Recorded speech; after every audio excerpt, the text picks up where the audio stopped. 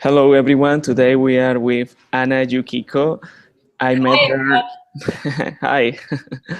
I met her in the startup week in Berlin. She was part of the mentors there because she have some kind of experience on this world related to software, but related to a mobile applications that we will be talking about during the meeting. And she's related to the environmental area. She have an interesting application that everyone can use and apply sustainable behavior in their everyday life. So I won't follow talking more about her. She will be able to talk more about her and tell all the experience that she have and the amazing startup that she is building in Germany right now. So welcome, Anna, and well, you can introduce yourself. Hi, everyone. My name is Anna Yukiko Bickenbach, and I'm currently sitting here in Berlin, Germany. Many people in Germany always like to also state their age. So here we go. I'm 30 years old. I was born in 1984. I'm half Japanese and American, and I ended up in Germany when I was young. So I spent my time in Germany from when I was 5 till I was 14, which means that I'm trilingual. And I moved around quite a bit. I lived in Japan, I lived in the US, I lived in Eastern Washington. That's a world of its own. And I came to Berlin after I finished my bachelor's in Seattle at the University of Washington, and I did a master's there called Integrated Natural Resource Management, which is a fancy title for environmental management. And that is my background, basically, a little bit of genetically as well as where I've been and what my background is. So yes. All right, great. So really multicultural lifestyle have you been living because of all of this moving on these periods in Yeah. every city? Great. I guess one thing I forgot, I'm also Yeah. the co-founder of Ecotastic, and I'm especially in charge of sales and marketing. That's my expertise. All right, great. So we will be talking about eco tasting just before after these questions because well basically as I mentioned I met you at the startup week in Berlin social changers where there was actually plenty of like-minded people who were building really nice solutions for a better world somehow. Um, so, well, how was your experience as a mentor there? It was your first time doing this? No, it wasn't my first time being a mentor or a coach, but it was really it was actually my first time doing it as a social entrepreneur. So my experience in terms of the social entrepreneur is basically with Ecotastic. We've also been doing this for 2 years, but before that, we also had a scholarship at the Social Impact Hub, or Social Impact Lab, I'm sorry, here in Berlin. So we had an exchange with a lot of different social entrepreneurs, and I was also a Dell Social Innovation Fellow, and I got to go to the US. So I met a lot of social entrepreneurs coming from different parts of the world, and that's one of the reasons why I was also a mentor for the Startup Weekend in Berlin. And it was a really great experience, generally because that's where people are first starting with their ideas, and it's a very interesting part to be involved in because that's when all the seeds are starting to bloom, and you can kind of help like the ecosystem in which that seed is in, whether it needs a little bit more water or it needs to be deeper or it needs to be more shallow. So it's kind of, before it starts germinating, it's a really great place to help the structure, the surrounding, before the seed starts growing into a big plant or a tree. So it was cool. Great, great. So, so tell us more about Eco Taste It. So, see, you have been just mentioning the name, but now you can maybe talk more about this. How was your journey from? You told me 2 years now. So, So basically, I was doing my master's in environmental management, and my master's is focused more in agriculture and developing countries. And personally, what I realize is, as much as I, of course, care what is happening in developing countries, and they need infrastructure, and they can use I mean, what's the best way to put it? They can always use feedback, and they can always use the newest research in order to get them to the next point. But I felt as though if I don't change the demand side here in developed countries, then I can't help the supply chain that is leading to developing countries. So my whole point was I wanted to be able to kind of change the way consumers think, because in theory, I feel that demand actually does change supply. And the idea behind Ecotastic was to motivate the normal citizen to become environmentally active. So many people are aware that there's climate change, environmental degradation. However, because our modern lives are so full with information, we tend to forget about it very easily. So it's kind of this, oh yeah, the polar bear, that's really sad. But in a few minutes, you forget about it. So we wanted to find a way to activate this part and make it fun and positive as well, because most of the time when you talk about environmental messages and advertising and campaigns, it's very negative. So it associates it with guilt feelings, and we actually said, that's not going to bring us anywhere. So we need to gamify it and make it positive and fun. And basically that's Ecotastic. Ecotastic rewards you for being environmentally friendly. And that's the whole point behind it, that we wanted to get the normal citizen to just become active and also be part of a community. All right. And how people interact. So can you give us small details about someone who is listening to us, how he just can get this and how he get started on this? So the first thing is you go to Google Play and you download the app Ecotastic. Right. And the way it works is pretty simple. You take a picture of your action. Let's say you're going to bike to school today or to work, or you're taking your coffee in a cup to go instead, or like your own thermos cup instead of a plastic cup. You take a picture of this, and other users have to rate your action. So it actually gets checked by the community whether or not you're being environmentally friendly, and they assign you the points. So you can get, for one action, you can get between 1 to 20 points depending on the impact, because of course if I use my cup for the second time, it's going to have a different impact than if I drive a Tesla electric car across the country.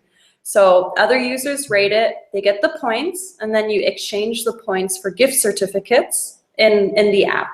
They also have user profiles, so they can get to know each other, see maybe what their strengths are or weaknesses, and they can also chat with each other. So all these functions to kind of converse with each other in a community are there. And we've also had success experiences with our users becoming good friends because they're exchanging vegan recipes with each other. So that's pretty cool. All right, so you determine another kind of market in the community, or people is sharing in another way. Great.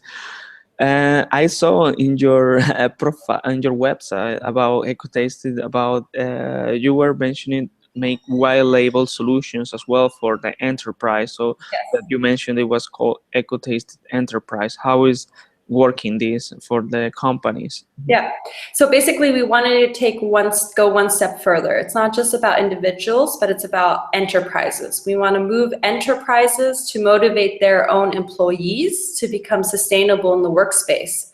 And the way it works is that companies buy Ecotastic as a white label solution. So what would be like a famous brand in Prague right now? Pilsen Urquell, maybe? Like Czech beer? Yeah. So Well, the Czech beer is famous everywhere. so let's say Pilsen Urquell or something. They basically say, all right, instead of just donating money to charities, we actually want our own personnel to become green. So turn off the electricity when they're not using it, using less water, maybe even in the brewing process, who knows. So we want large companies to take more responsibility from the inside out and become environmentally responsible. And that's what Ecotastic Enterprise is. It's a way for big, large corporates. There are many benefits. For HR, it's great because they're helping their employees stay happy in a sense that it's a positive interaction, and then employees can kind of cross-sectionally speak to each other and chat with each other, but they also get rewarded for being environmentally friendly in the workspace. So that's what Ecotastic Enterprise is about. All right. And how many companies are currently using it? Is it possible to know this information? It's actually at the beginning stage. So this is where we just started the pivot, and that's Right. a interesting phase for a startup as well, because you're going from product A to now product B, and you're taking all your learnings from it. We're currently in the process of getting a pilot project together with a company to do a business case. And then with the business case, you can go to investors. And that's kind of the step-by-step. For us, that's the step-by-step to make sure it works before advertising it too largely. All right, great. And so, you are telling me that this is plenty of job, of course, but I imagine that, of course, you are co-founding this with another great people. Yeah.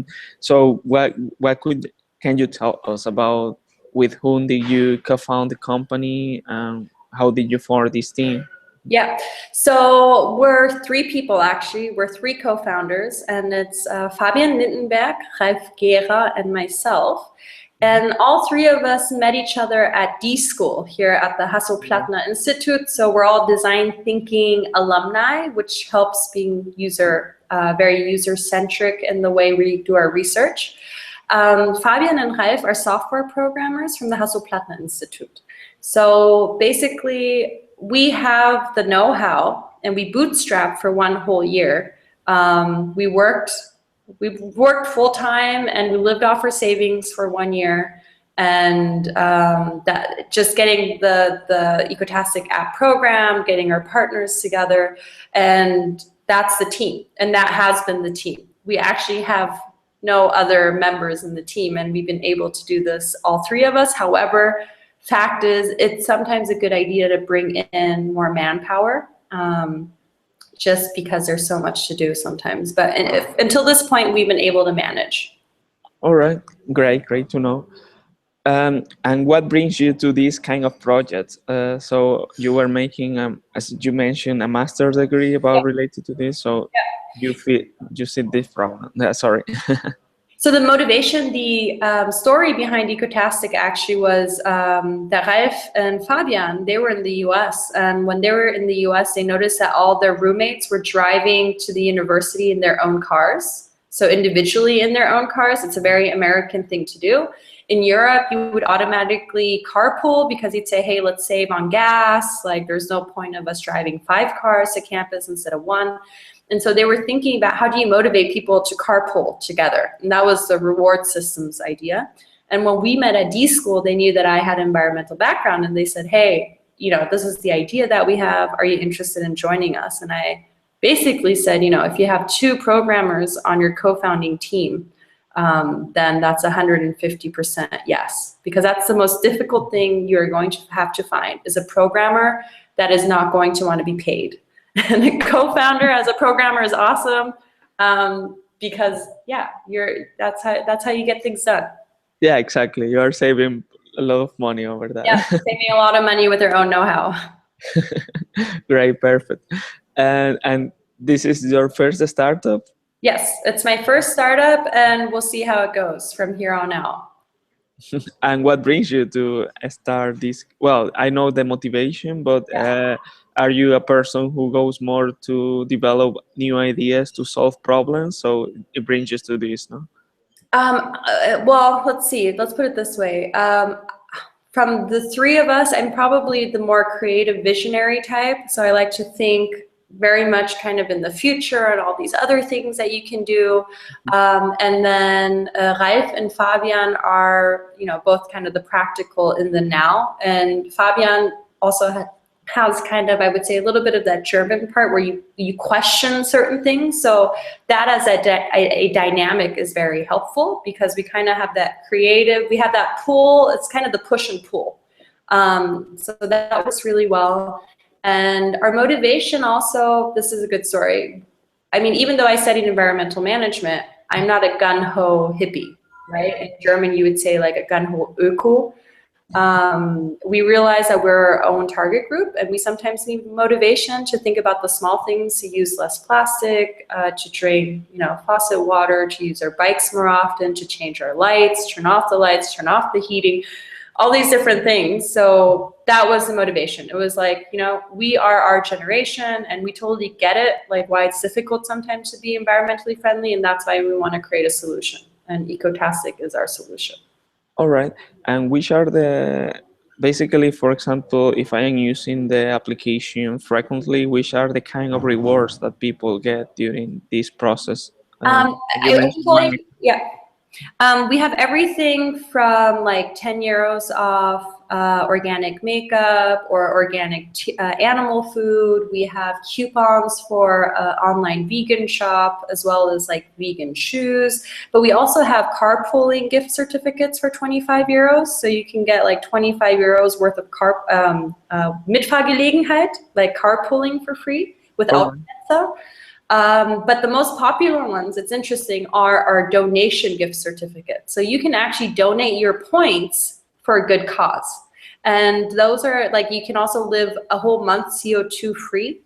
Basically, you exchange your points for a company to buy CO2 off of the market.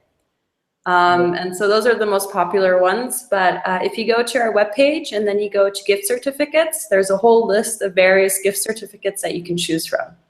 All right, great, great. So I imagine that over all of this period of time, you have been getting too many lessons learned during all of this process. Well, I would like to know which are the three most important lessons that you have been learning through with your team on Yeah. all development of this startup. Yeah. Yeah.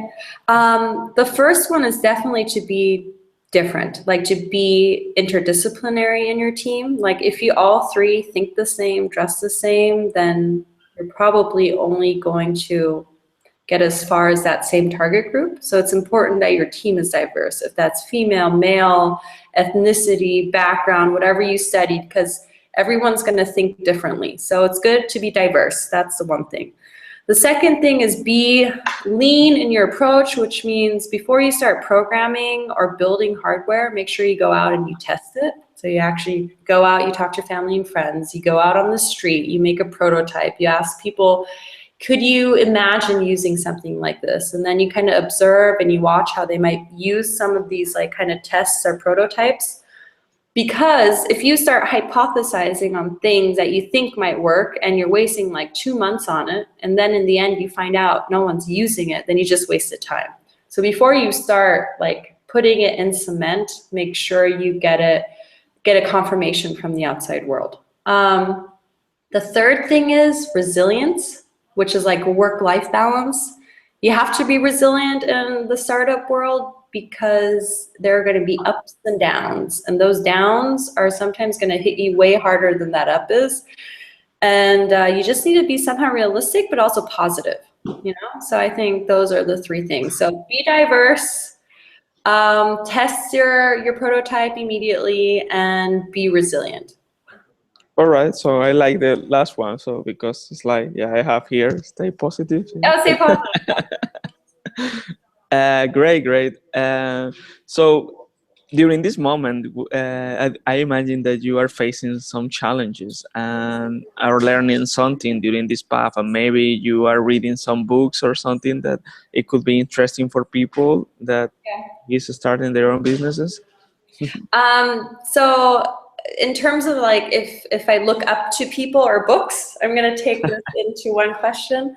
Yeah, yeah, exactly.